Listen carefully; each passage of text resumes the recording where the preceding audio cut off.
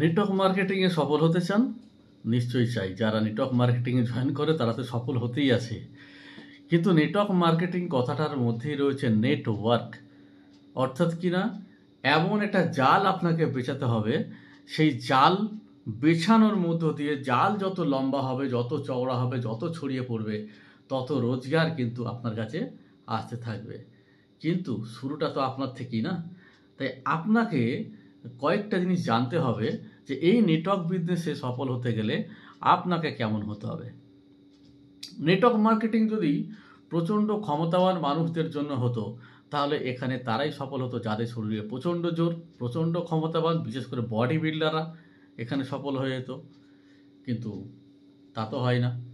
Network marketing যদি শুধুমাত্র অর্থবান ব্যক্তিদের জন্য হতো, অর্থাৎ যাদের প্রচুর টাকা আছে তারাই মার্কেটে সফল হবে, তাহলে তো আমরা দেখতাম আজকের দিনে যারা যারা বিশাল বিশাল ধনী ব্যক্তি তারা নেটওয়ার্ক মার্কেটিং করতো। কিন্তু তাও তো দেখি না। নেটওয়ার্ক মার্কেটিংয়ে সফল হতে সেই ব্যক্তিগুলোকে দেখা গেছে যাদের প্রিভিয়াস লাইফ, পিছনের জীবন অতীব সাধারণ ছিল।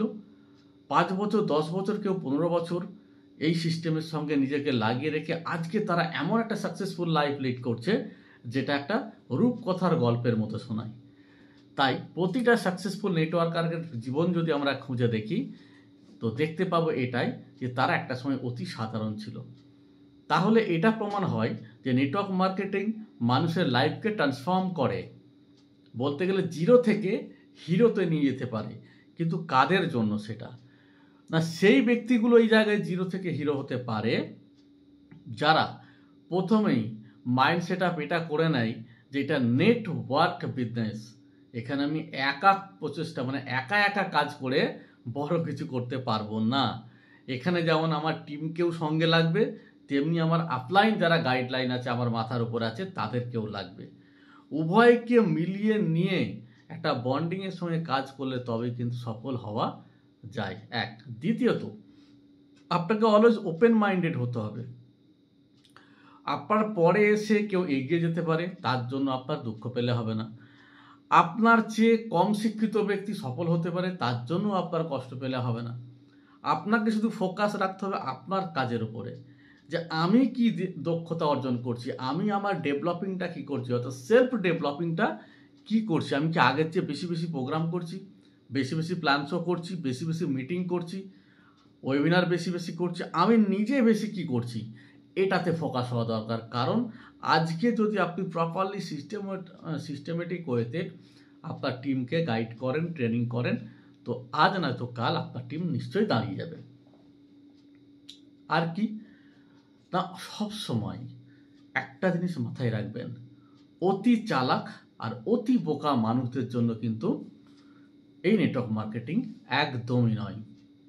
ছোট মন একদমই নয়, হিংসুটে মন একদম সফল হতে পারবেন না। ইগো আছে, একদম ব্যর্থ হবেন নিশ্চিত থাকুন।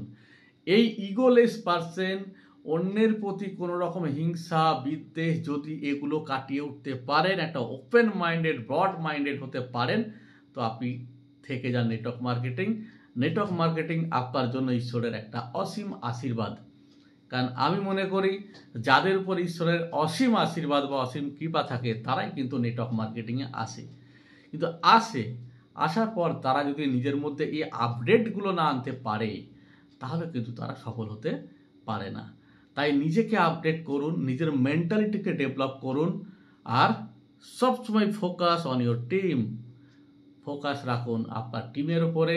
টিমকে কী কী শেখাবেন, নিজে কী কী শিখবেন, নিজে কী কী শিখলেন, অলওয়েজ গ্রোথের দিকে ভাবুন, তাহলেই সফল হবেন। Thank you.